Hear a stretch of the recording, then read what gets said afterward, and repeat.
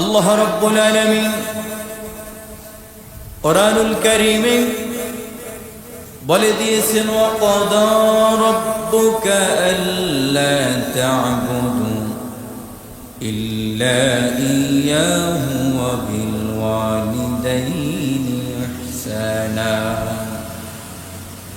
হে হাবিব, আমার বন্ধু, আপনার রবের তরফ থেকে, আপনার রবের পক্ষ থেকে ফয়সালা হয়ে গেছে, নির্ধারিত হয়ে গেছে, আপনি আপনার রবের ইবাদত করবেন আর আপনার পিতামাতার আনুগত্য করবেন। পিতামাতার আনুগত্য করা, পিতামাতার সেবা করে আপনি জান্নাতের সুসংবাদ নেবেন। এজন্য আল্লাহ রাব্বুল আলামিন বলেছেন, ইবাদতের পরে যার স্থান হলো তিনি হলেন আপনার আমার জন্মদাতা পিতামাতা। সুবহানাল্লাহ। এজন্য এই পিতামাতা কেমন হবে এবং সন্তান তাদের থেকে কেমন হবে, রব্বুল আলামিন এই সম্পর্কে একজন ভালো মা যাচাই করার জন্য আল্লাহ তাআলা বলেছেন যে পৃথিবীতে আমি জোড়ায় জোড়ায় মানুষ সৃষ্টি করেছি, নারী এবং পুরুষ, নারী এবং পুরুষ, একজনের সাথে আরেকজন, নারী এবং পুরুষ। কিন্তু পুরুষ সৃষ্টি হয়েছে মাটি থেকে। পুরুষ সৃষ্টি হয়েছে কি থেকে বলেন সবাই? আপনারা জানেন না ইতিহাস? পুরুষ যিনি আমাদের আদি পিতা, নাম কি? হযরতে আদম আলাইহিস সালাতু ওয়াস সালামকে আল্লাহ রাব্বুল আলামিন কোথা থেকে সৃষ্টি করেছে? মাটি থেকে। আর আমাদের আদি মাতা যিনি হাওয়া আলাইহিস সালাতু ওয়াস সালাম, তাকে সৃষ্টি করেছেন আদম আলাইহিস সালাতু ওয়াস সালামের বাম পাশের বাঁকা হাড়ি থেকে। এজন্য পুরুষ সৃষ্টি কোথা থেকে? মাটি থেকে। আর নারী সৃষ্টি কোথা থেকে? পুরুষের হাড়ি থেকে। সুবহানাল্লাহ বলবেন না? দেখেন আমার আল্লাহ রাব্বুল আলামিন এই যে দুইটা মানুষ সৃষ্টি করলেন, একটা মাটি থেকে আর একটা পুরুষের হাড়ি থেকে। আল্লাহ তাআলা নারীদেরকে অনেক সম্মান দিয়েছেন, অনেক মর্যাদা দিয়েছেন, পুরুষদেরও অনেক সম্মান দিয়েছেন, অনেক মর্যাদা দিয়েছেন। কিন্তু আল্লাহ রাব্বুল আলামিন পুরুষের থেকে একটু বেশি সম্মান এবং ইজ্জত দিয়েছেন আমাদের মাকে। সুবহানাল্লাহ। যার পেট থেকে আপনি আমি জন্ম নিয়েছি তিনি হলেন আমার মা, যার মাধ্যমে আমার মায়ের পেটে আমি গিয়েছি তিনি হলেন আমার পিতা। এজন্য আল্লাহ রাব্বুল আলামিন ঘোষণা করে বলেছেন, তোমরা তোমার পিতামাতাকে সম্মান করবে, তোমরা তোমার পিতামাতাকে খেদমত করবে, তাদেরকে সম্মান দিবে। আর পিতামাতার সম্মান যদি দিয়ে থাকো, পিতামাতা যদি খুশি হয়ে যায়, আমি আল্লাহ রাব্বুল আলামিন খুশি হয়ে তোমাকে জান্নাতে দিব। জান্নাতে যাওয়ার আশা আছে? সবার আছে? এরপরে আপনি আমি পুরুষ, আপনার আমার সন্তান যার পেট থেকে আসবে তিনি হলেন আমার স্ত্রী। এই স্ত্রী নির্বাচনে কেমন মেয়ে নির্বাচিত করতে হবে, স্ত্রী কেমন হতে হবে?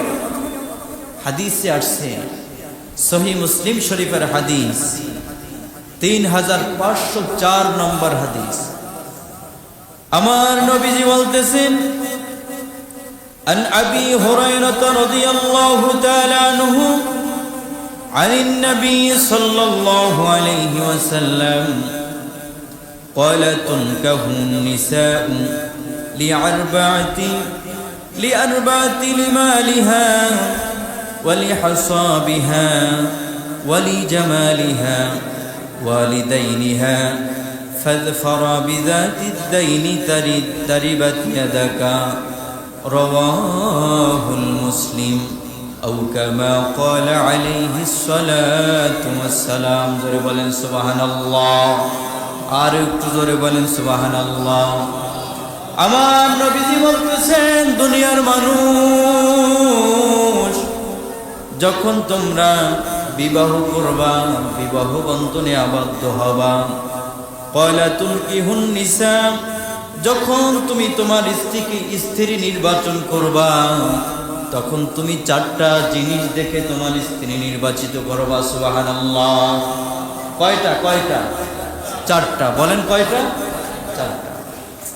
এক নম্বর, আরবাতি লিমালিহা। চারটার এক নম্বর হলো, যেই স্ত্রীকে আপনি, যেই মেয়েকে আপনি বিবাহ করে আপনার স্ত্রী করবেন, স্ত্রী বানাবেন, তাকে আপনি প্রথম যেইটা দেখে নির্বাচিত করবেন তার সম্পদ আছে কিনা। এরপরে ওয়ালি হাসাবিহা, তার চরিত্র ঠিক আছে কিনা, তার আদর্শ ঠিক আছে কিনা। ওয়ালি জামালিহা, সৌন্দর্য দেখে, রূপবতী সৌন্দর্য দেখে নির্বাচিত করবে। এরপরে ওয়াল ওয়ালিদাইনিহা, যেই নারীর মা, যাকে স্ত্রী করে আনবেন, তার সন্তান কতজন, ওই নারী কতজন সন্তান তার পেটে ধারণ করেছে, সন্তান জন্ম ধারণ করেছে কতটুকু, তার সন্তান কতজন, এইটা দেখে তাকে বিবাহ করবে। ফাজফারা বিজাতিদ দাইনি তারিবাত ইয়াদাকা, তুমি তাকে সর্বশেষ যেইটা দেখে তুমি নির্বাচিত করবা, সেটা হলো তাকে ধার্মিক কিনা, শেষ ইসলামের মাইন্ডের কিনা, সে ইসলাম মানে কিনা, আল্লাহর হুকুম মানে কিনা, নবী মানে কিনা। এই হুকুমগুলি যদি কেউ, কোনো মেয়ে মানে, তাহলে তাকে তুমি বিবাহ করে স্ত্রী হিসাবে তাকে গ্রহণ করবা। জোরে বলেন সুবহানাল্লাহ।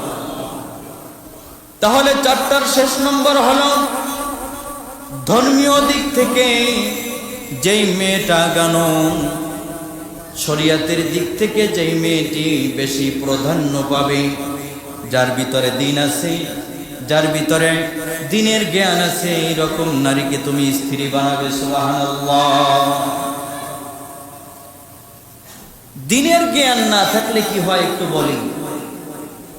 দিনের জ্ঞান যদি কোনো নারীর ভিতরে না থাকে, তাহলে সে প্রথমে আপনার ঘরকে নামাজ দ্বারা সাজাবে না, সে নামাজ পড়বে না, কোরআন পড়বে না, হাদিস শরীয়ত অনুযায়ী সে চলবে না। তাহলে দেখা গেল আল্লাহ রাসূল সাল্লাল্লাহু আলাইহি ওয়াসাল্লাম হাদিসে বলেছেন, আদ-দাইয়ুসু লা ইয়াদখুলুল জান্নাহ, নারীদের ভিতরে একদল নারী আছে, পুরুষের ভিতরে একদল পুরুষ আছে, তারা হলো দাইয়ুস। নাউযুবিল্লাহ বলবেন না? নবীজি কি বলছে, তাদের পরিচয় কি? দাইয়ুস। দাইয়ুস, আদ-দাইয়ুসু লা ইয়াদখুলুল জান্নাহ, দাইয়ুস কখনো জান্নাতে প্রবেশ করবে। এখন নারীর ভিতরে দাইয়ুস কালাম, যারা শরীয়তের কোনো জ্ঞান নাই, যারা শরীয়তের বিধিবিধান মানে না, পর্দা করে না, নামাজ পড়ে না, রোজা রাখে না, স্বামীর হুকুম মানে না, যাদের ভিতরে দিন নাই, খাস পর্দা করে চলে না, উলঙ্গ অবস্থায় রাস্তাঘাটে পাগলের মতো উলঙ্গ অবস্থায় চলাফেরা করে, কাপড় পরিধান করো, তাদের গায়ে পুরোপুরি কাপড় থাকে না। যদি কোনো মহিলা রাস্তা দিয়ে হেঁটে যায় পোশাক পরিত অবস্থায়, কিন্তু দেখবেন ওন্না বানানো হয়েছে তার শরীরটাকে ঢাকার জন্য, কিন্তু সেই ওন্নাটা সে মাফলা বানায়া গলার ভিতরে ঝুলায় রাখে, এই রকম নারীদেরকে হাদিসের ভাষায় দাইয়ুস বলা হয়েছে। জোরে বলেন নাউযুবিল্লাহ। এই রকম নারীরা কখনো জান্নাতে যাবে না এবং জান্নাতে সুঘ্রাণও পাবে না। জোরে বলেন নাউযুবিল্লাহ। পুরুষের ভিতরে কারা? ওই সমস্ত পুরুষ যারা ইসলামের জ্ঞান যাদের ভিতরে থাকা সত্ত্বেও, দিনের জ্ঞান থাকা সত্ত্বেও যারা দিনের হুকুম মানে না, আল্লাহর হুকুম মানে না, যাদের ছেলে মেয়েরা বেপরদায় চলে, শরীয়তের বহির্ভূত কাজ করে, এই সমস্ত পুরুষদেরকে দাইয়ুস বলা হয়েছে, যারা জান্নাতের সুঘ্রাণ পর্যন্ত পাবে না। জোরে কর নাউযুবিল্লাহ। রব্বুল আলামিন বলতেছেন, খবরদার তুমি যখন তোমার সন্তানের মা নির্বাচিত করবা, তখন তুমি চারটা জিনিস দেখে নির্বাচন করবা। এক নম্বর হলো তার সম্পদ, তার সৌন্দর্য, চরিত্র, আখলাক, তার বংশ মর্যাদা। সবশেষ যেই দিকটা তুমি প্রাধান্য দিবা সেটা হলো তার ভিতরে দ্বীনের জ্ঞান আছে কিনা, দ্বীন আছে কিনা তার ভিতরে। যদি দ্বীন না থাকে, যেই ঘরের ভিতরে, মহিলার ভিতরে দ্বীনের জ্ঞান নাই, ওই ঘরটা একটা জাহান্নামের টুকরা ছাড়া আর কিচ্ছু না। ঠিক কিনা বলেন? এজন্য রব্বুল আলামিন বলছেন, খবরদার, যখন তুমি তোমার স্ত্রী নির্বাচন করবা, বিয়া শাদী করার পরে তোমার স্ত্রীকে বলে দিবা 5 ওয়াক্ত নামাজ পড়া কার হুকুম? সবাই জবান খুলে বলেন জোরে। আল্লাহর হুকুম। দ্বীনের হুকুম মানা আল্লাহর হুকুম। নবীজির সুন্নাত তরিকায় চলা, এটা নবীজির আদর্শে মতে চলা, হাদিসের ভাষায় শরীয়তের জ্ঞান যার ভিতরে আছে, ওই জ্ঞান তাকে শিক্ষা দেওয়া, ওইভাবে তাকে পরিচালিত করা। আমার আল্লাহ রব্বুল আলামিন পৃথিবীর ভিতরে নারী পুরুষ সৃষ্টি করে আল্লাহ তাআলা বলেছেন, তোমাদের দুজনের ভিতর থেকে যেই সন্তান আসবে, ওই সন্তানের উপর তোমার 12টি হক আছে। কয়টা? 12টা হক আছে। আর আমরা এখন এই 12টা হক পালন করতে গিয়ে কি করি? প্রথম আমরা হক পালন করি কি? যখন ছেলে আসে, ছেলে দুনিয়াতে আসার আগেই কি করি? নাম রেখে দিই। অমুকের বাপ বলে আগেই ডাকা শুরু করে দেয়। আসলে আমরা জানি না ছেলে হবে নাকি মেয়ে হবে, আগেই ছেলের বাপ সহ ডাকা শুরু করে দেয়। কি আছে কিনা? এরপরে ছেলে দুনিয়াতে আসতে পারে না, আসছে মাত্র, অথবা এখন তো আবার যেই কন্ডিশন সিজার, কি আছে কিনা? সিজার আছে না? এখন যেই কন্ডিশন সেটা হলো হসপিটালে, মেডিকেলে নিয়ে সিজার করে, পেট কেটে তারপরে বের করে। একটা মহিলা যখন তার সিজার করানো হয়, ওই মহিলাটা সারা জীবনের জন্য পঙ্গুত্ব বরণ করে নেয়। সে ভারী কোনো কাজ করতে না পারে সে ঘরের কোনো কাজ সামলাতে, না পারে সে স্বামীর হক আদায় করতে। এই সিজারের মাধ্যমে আমাদের দেশে কিছু ডাক্তার নামক কসাই আছে, তাদের পকেট ভারী করার জন্য একটা সুস্থ মানুষকে নিয়ে তারা ওই সন্তান জন্ম দিতে গিয়ে সিজার করে ফেলে। ঠিক না বেঠিক? অথচ সহজ পদ্ধতি করা যায়, কিন্তু তারা পকেট ভারী হবে না বিদায়, এই কারণে কসাইয়ের মতো গরু জবাই যেরকম করে, ওই রকম গরু জবাই করে সাধারণ মানুষের পকেট থেকে টাকা বের করে নেয়। কথা বলেন ঠিক না বেঠিক? এরপরে প্রথম সন্তানের হক আদায় করি কিভাবে? সন্তানটা যখন সিজার হলো, সিজারের রুম থেকে এখনো বের করা হয় নাই, ওই একটু গ্লাসের ফাঁক দিয়ে দেখা যায়, ওইখান থেকে অ্যান্ড্রয়েড সেট দিয়া একটা ছবি তুলে ফেসবুকের ভিতরে পোস্ট করে দেয়, আমি বাবা হলাম। কি কি আসেনি ভাই? অথচ সন্তানটা এখনো ডেলিভারি শেষ হয়েছে, এখনো কিন্তু সামনাসামনি মুখোমুখি হয় নাই, সামান্য একটু দেখা গেছে অ্যান্ড্রয়েড সেট দিয়া ছবি তুলে বাস ছেলের বাবা হলাম অথবা মেয়ের বাবা হলাম, ফেসবুকে পোস্ট করে দিয়েছে। এই হলো আমাদের প্রথম 1 নম্বর হক আমরা আদায় করি। কি এরকম হক আদায় করেনি? করে। দ্বিতীয় নম্বর, এই ছেলেটা যখন বড় হয়, কি হয়? যখন তার বয়স একটু বাড়ে, হাঁটতে পারে, চলতে পারে, মা তখন এই সন্তানটাকে খাওয়ানোর জন্য কত অনুনয় বিনুনয়, সবিনয় অনুরোধ করে। কি করে কিনা? সবিনয় অনুরোধ করতে করতে করতে করতে যখন দেখে ছেলে কথা শুনে না, মেয়ে কথা শুনে না, তখন বলে কি, অ্যান্ড্রয়েড সেট দিয়ে কার্টুন দেখো। কি দেখো? কার্টুন দেখো। আর বিধর্মীদের, খ্রিস্টানদের যেই বিধানগুলি আছে এগুলি দেখো, আর তুমি এগুলি শেখো। তারপরে দেখবেন এই সন্তানটা যখন বড় হয়, আস্তে আস্তে করে ওই কার্টুনের ভিতরে যা বলে, ওই ছেলের মুখ থেকেও তা বের হয়ে যায়। কথা বলেন ঠিক না বেঠিক? এটা হলো একটা হক, আমরা দ্বিতীয় নম্বর হক আদায় করি। এরপরে কি করি?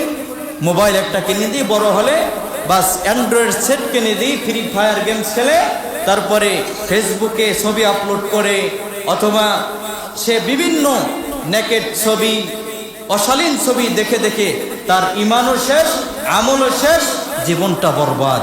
এই হলো আমাদের হক আদায় করার নমুনা। চিল্লিয়ে বলেন না? কি ভাই, কথাগুলি বাস্তব না বাস্তব? মিল আছে তো?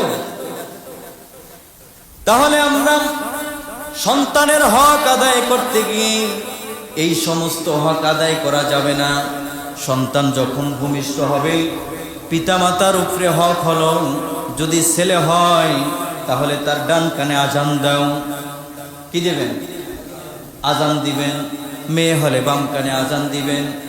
আজান দেওয়ার পরে ওই ছেলের এবং মেয়ের সুন্দর ইসলামিক অর্থবোধক একটি নাম রাখবেন। এটি হলো এক প্রথম হক।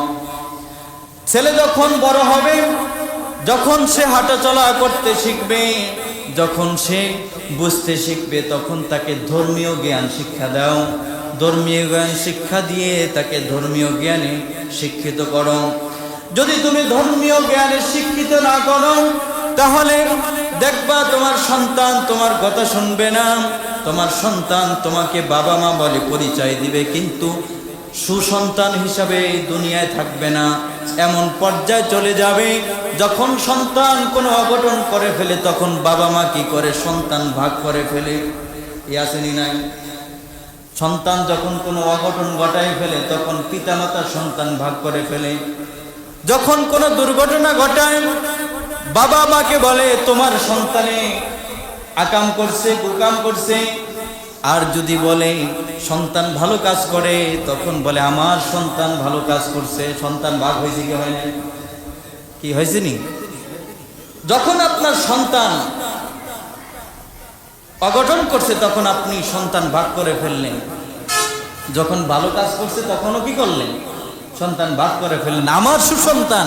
আর যখন কোনো একটা সমস্যা তৈরি করে ফেললো, তখনই এটা সরে গেল আমার সন্তান। যখন কোনো বিচার আচার নিয়ে যায় পাবলিক, তখন বলে এটা আমার সন্তান না, এটারে তোমরা যা করো তো। অথচ জন্ম দিয়েছে কি? আমি দেই নাই। কি কথা বলেন? আমি এই সন্তানের বাপ না? তাহলে বাপ হিসাবে যদি পরিচয় দেই, আগে কেন সন্তানকে ধর্মীয় শিক্ষা দিলাম না? এই হলো আমাদের সন্তান জন্মদানের পরে আমাদের তরিকা, চালানোর তরিকা, আমাদের শিক্ষাদানের তরিকা। আল্লাহ রাব্বুল আলামিন সূরা কাহাফের 46 নম্বর আয়াতের ভিতরে বলেছেন, আল মালু ওয়াল বানুনা জিনাতুল হায়াতিদ দুনিয়া والباقيات الصالحات خير عند ربك ثوابا وخير املا। আল্লাহ রাব্বুল আলামিন বলেন, সন্তান সম্পদ ও সন্তান পার্থিব জীবনের শোভা। সন্তান এবং সম্পদ কি? পার্থিব জীবনের একটা কি শোভা। এটা কাজে লাগে কখন? তবে যে সৎকর্ম স্থায়ী, তোমাদের প্রতিপালকের নিকট তা সওয়াবের দিক থেকে উৎকৃষ্ট। জোরে বলেন সুবহানাল্লাহ। পার্থিব জীবন কোনটা? যেই জীবনে আপনার সন্তান, আপনার সম্পদ কাজে লাগবে। কোন জীবনে? মৃত্যুর পরে আপনার সন্তান কাজে লাগবে। কোন সময়? ভাই সমান খুলে বলেন, কোন সময়? মৃত্যুর সময় আপনার সন্তান কাজে লাগবে, মৃত্যুর সময় আপনার সম্পদ কাজে লাগবে। আশ্চর্য হয়ে গেলেন? বলেন হুজুর কি বল?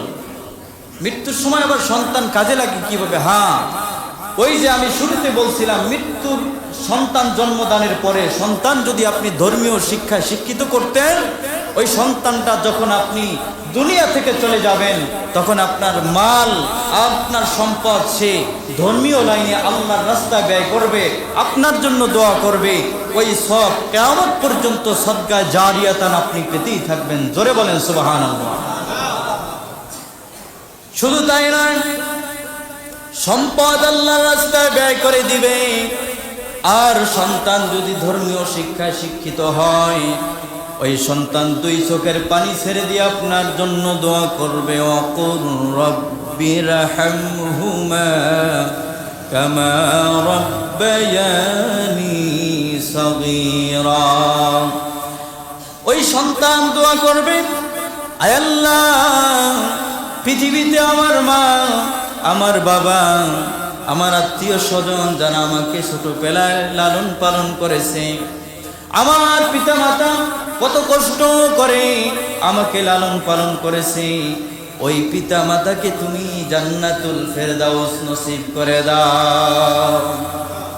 এই দোয়া করবে যদি সন্তান সুশিক্ষিত হয়, ধর্মীয় জ্ঞান থাকে। আর যদি সন্তানকে শিখান আগডুম বাগডুম গোড়ার ডিম, কি এগুলি শিক্ষা দেয় না? হাট্টিমা টিম টিম তারা মাঠে পারে ডিম, গোড়ায় পারে ডিম, কি এগুলো শিক্ষা দেয় না? এই ছড়ার বই আপনাদের এলাকায় আছে না নাই? আসেনি?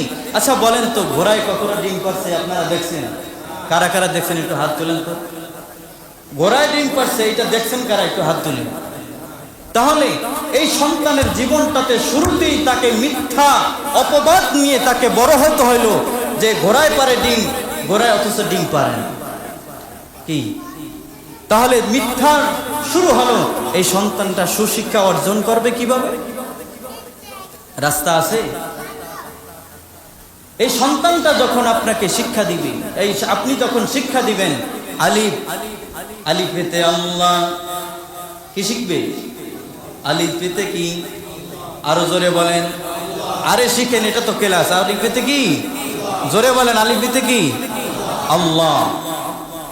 এই আল্লাহ রাব্বুল আলামিনের গুণগান যেই ব্যক্তি গাবে সে কি কখনো বিপদগামী হতে পারে? তো আপনি তো শুরুতেই আপনার ছেলেকে এমন শিক্ষা দেওয়া শুরু করলেন, মিথ্যার ঝুরি দিয়ে তার শিক্ষা জীবনটা শুরু হয়ে গেল। এখন আপনি বলেন তো, যেই সন্তানটা আপনার মিথ্যা জীবন দিয়ে শিক্ষাটা শুরু করবে, এই সন্তান সুসন্তান করার আশা করা যায়? এজন্য দেখবেন ধর্মীয় শিক্ষার কথা বললে আমাদের দেশে কিছু সুশীল সমাজ আছে, বিশেষ অজ্ঞ, বিশেষ কথা কয় না, বিশেষ অজ্ঞ।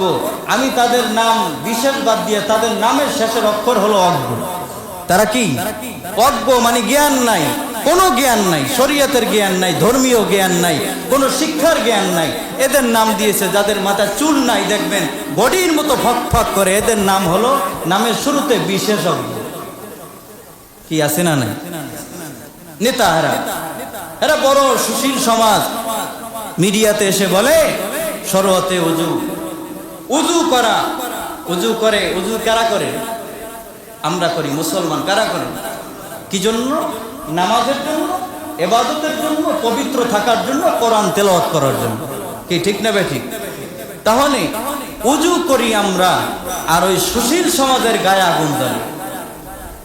রাসূলুল্লাহ সাল্লাল্লাহু আলাইহি ওয়াসাল্লাম বলেছেন, যাদের ভিতরে ধর্মীয় জ্ঞান থাকবে না, কিয়ামতের ময়দানে তারা কঠিন মুসিবতে পড়বে। শুধু তা নয়, কিয়ামতের ময়দানে আল্লাহ রাব্বুল আলামিন তার ওই সন্তানদেরকে, ওই বান্দার সন্তানগুলিকে যখন প্রশ্ন করবে, রে বান্দা তুমি জাহান্নামে কেন আসছো?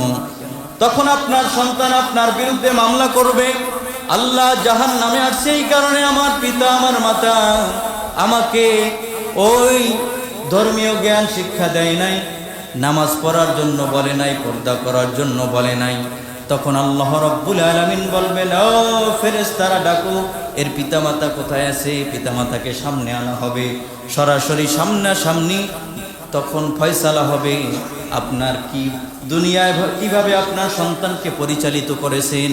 আল্লাহ রাব্বুল আলামিন যখন দেখবেন আপনার কথাটা মিলে গেছে, ছেলের কথা এবং পিতামাতার মুখের কথা যখন মিলে যাবে, আল্লাহ রাব্বুল আলামিন তখন ফয়সালা দিবেন, জাহান্নামের রাস্তায় চলে যাও। নাউজুবিল্লাহ বলবেন। এজন্য আল্লাহ রাব্বুল আলামিন বলেছেন, খবরদার তোমরা দুনিয়াতে দেখো। আর আল্লাহ রাব্বুল আলামিন এই দুনিয়াতে একজন নবী পাঠিয়েছিলেন, যিনি, যার নাম হলো হযরত জাকারিয়া আলাইহিস সালাতু ওয়াস সালাম। নাম কি? বলেন, নাম কি? জাকারিয়া আলাইহিস সালাতু ওয়াস সালাম। যার মার নাম হলো হযরত মারিয়াম আলাইহিস সালাম। নাম কি? মারিয়াম আলাইহিস সালাম। আল্লাহ রাব্বুল আলামিন সূরা কাহাফের ভিতরে বলেছেন, যিকরু রাহমাতি রাব্বিকা আবদান জাকারিয়া। এটা তোমার প্রতিপালকের অনুগ্রহ বিবরণ তারা বান্দাকে, তার বান্দা জাকারিয়ার প্রতি। জাকারিয়া আলাইহিস সালাতু ওয়াস সালামের কোনো বাপ আছে? হ্যাঁ, কথা কেন আছে না? জাকারিয়া আলাইহিস সালাতু ওয়াস সালাম জাকারিয়া কার ছেলে? হযরত ইয়াহইয়া আলাইহিস সালাতু ওয়াস সালাম। আপনারা কি স্মরণ নাই? ইতিহাস পড়েন না তো? কেমনে পড়বেন? ওই যে অ্যান্ড্রয়েড মোবাইল নিয়ে সারাদিন ইউটিউবের ভিতরে দেখবেন। তাহলে এই জ্ঞানগুলি আপনারা কোত্থেকে শিখবেন? বই পড়েন, শিখবেন। ধর্মীয় ইতিহাসগুলি আপনারা শিখেন। হযরতে ইয়াহইয়া আলাইহিস সালাতু ওয়াস সালাম, জাকারিয়া আলাইহিস সালাতু ওয়াস সালামকে তার পুত্র সন্তানের নাম হলো কি? ইয়াহইয়া আলাইহিস সালাম। নাম কি? ইয়াহইয়া আলাইহিস সালাতু ওয়াস সালাম। জাকারিয়া আলাইহিস সালাতু ওয়াস সালাম আল্লাহ রাব্বুল আলামিনের কাছে আবদার করছিলেন, আবেদন করছিলেন যে আল্লাহ, তুমি আমাকে নিঃসন্তান হিসাবে পৃথিবীতে ছেড়ে দিও না। কে বলছেন? জাকারিয়া আলাইহিস সালাতু ওয়াস সালাম। জাকারিয়া আলাইহিস সালাতু ওয়াস সালাম বলার পরে আল্লাহ রাব্বুল আলামিন তাকে সুসংবাদ দিলেন। কি দিলেন? ইয়া জাকারিয়া ইন্না নুবাশশিরুকা বিগুলামিন ইসমুহু ইয়াহইয়া। সুবহানাল্লাহ বলেন। কার সংবাদ দিলেন? ইয়াহইয়া আলাইহিস সালাতু ওয়াস সালামের। লাম নাজআল লাহু মিন ক্বাবলু সামিআ। আল্লাহ রাব্বুল আলামিন হযরত জাকারিয়া আলাইহিস সালাতু ওয়াস সালামকে সুসংবাদ দিলেন, হে জাকারিয়া শোনো, তোমার স্ত্রীর গর্ভে এমন একটি সন্তান আসবে যার নাম হবে ইয়াহইয়া আলাইহিস সালাম। সুবহানাল্লাহ। তার নাম রেখেছেন কে? বলেন, কে রাখছেন? আল্লাহ। নাম রেখেছেন গোলাম ইসমু আহমদ ইয়াহইয়া। আমি তার নাম রেখে দিলাম কি? ইয়াহইয়া। আর ইয়াহইয়া আলাইহিস সালাতু ওয়াস সালাম তিনিও কি নবী হবেন? তিনিও কি নবী হবেন। সুবহানাল্লাহ। তাহলে এই পৃথিবীর ভিতরে 4 শ্রেণীর মানুষ পাওয়া যায়। কয় শ্রেণী? 4 শ্রেণী। 1 নম্বর হলো পিতা সন্তান, ছেলে এবং মেয়ে। আল্লাহ তাআলা উভয়কে, কেউকে ছেলে দেন, কাউকে মেয়ে দেন। আবার এমনও আছে কাউকে ছেলে দেন না, আবার কাউকে মেয়েও দেন না। এই 4 শ্রেণীর মানুষ আমাদের দুনিয়াতে আছে। আছে কি নাই? আবার দেখবেন এমনও সন্তান আছে, যদি কোনো মহিলার গর্ভে মেয়ে হয় তাহলে ওই স্ত্রীকে আর রাখতে চায় না। এরকম সমাজে মানুষ আছে না? আমার মনে আছে 2016 সালের একটা ঘটনা। উত্তরবঙ্গে এক মহিলার গর্ভে মেয়ে হয়েছে। এজন্য এই মেয়েটা গর্ভে আসার পরে এমন নিকৃষ্ট পিতা সেই মেয়েটাকে কল্লা পাড়া দিয়ে সে মেরে ফেলছে। কেন মেয়ে হইল? নাউজুবিল্লাহ। আচ্ছা, ছেলে মেয়ে দেয় কে? বলেন, কে দেয়? না, ওই যে পীর সাহেবের দরবারে গিয়ে যদি লাল রশি বেঁধে দেন গাছের লাগে তাহলে হবে? হ্যাঁ, সিলেটের শাহজালাল রহমতুল্লাহ আলাইহির মাজারে গিয়ে যদি লাল রশি বেঁধে দেন, ওইখানে গিয়ে মানত করলে ছেলে হবে না? তারপরে এই শাহপরান এর দরগায় গিয়ে কুমুরের কাছে গেলে ছেলে হবে না? কি বলেন? আপনারা ইতিহাস জানেন, হযরত শাহজালাল আমিন রহমতুল্লাহ আলাইহি জীবনে বিবাহ করেন। কি? শাহজালাল আমিন রহমতুল্লাহ বিবাহ করে নাই, তার ছেলে নাই, তার কোনো ওয়ারিস নাই। আচ্ছা বলেন তো, যার ওয়ারিস নাই সেও একজন ওলি ছিলেন, আর তার কাছে গিয়ে যদি আপনি সন্তান চান, সেই সন্তান দেওয়ার ক্ষমতা রাখে? কথা কম। তাহলে কেন যায় মানুষ? কেন যায় ওখানে? আল্লাহর হুকুম মানে না, কেন যায়?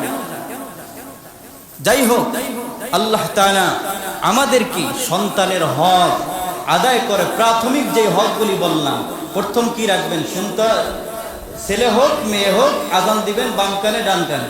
তারপরে সুন্দর একটি কি করবেন? নাম রাখবেন। তারপরে ধর্মীয় শিক্ষায় কি করবেন? বলেন, কি করবেন? এখন ধর্মীয় শিক্ষা কোথায় হয়? স্কুলে। হ্যাঁ, প্রথম ধর্মীয় শিক্ষা কোথায় হয়? মক্তবে। মক্তবে কোথায়? কথা কয় না, কোথায়? আপনারা কি মক্তবে পড়েন নাই? সকালবেলা আপনার আমার জীবনের প্রথম ক্লাস শুরু হয়েছে মায়ের থেকে। তারপরে ছোটবেলায় যেই একটু হাঁটতে শিখেছি, তখন আমার শিক্ষালয় হলো মক্তব, মসজিদের। কোথায়? মক্তবে। আর এখন সেই মক্তব বিলুপ্ত হয়ে গেছে। কোরআন শিক্ষা শেষ হয়ে গেছে কেজি স্কুলে। 10 কেজি, 5 কেজি, 7 কেজি এইরকম স্কুল আসার পরে আমাদের দেশে ধর্মীয় জ্ঞান উঠে গেছে। আর যখনই ধর্মীয় জ্ঞান উঠে গেছে তখন বিপদ বালা মুসিবত, সন্তান মায়ের কথা শুনে না, মায়ের কথা সন্তান শুনে না, পিতার কথা সন্তান শুনে না। না শোনার একটাই কারণ হলো সন্তানের ভিতরে ধর্মীয় জ্ঞান কি মিল আসেনি? কথা সত্য না মিথ্যা? হ্যাঁ, সত্য। তাহলে আপনার আমার সন্তান, এখন থেকে যাদের সন্তান আছে, ছোট হোক বড় হোক, একটু ধর্মীয় জ্ঞান শিক্ষা দিবেন। আশা করি আল্লাহ তাআলা আপনার সন্তানকে সুসন্তান হিসাবে কবুল করে নেবে। আল্লাহ তাআলা আমাদের সবাইকে বোঝার এবং আমল করার তৌফিক দান করুন, আমিন। ওয়া আখির দাওয়ানা আনিল হামদুলিল্লাহি রাব্বিল আলামিন। আসসালামু আলাইকুম ওয়া রাহমাতুল্লাহ।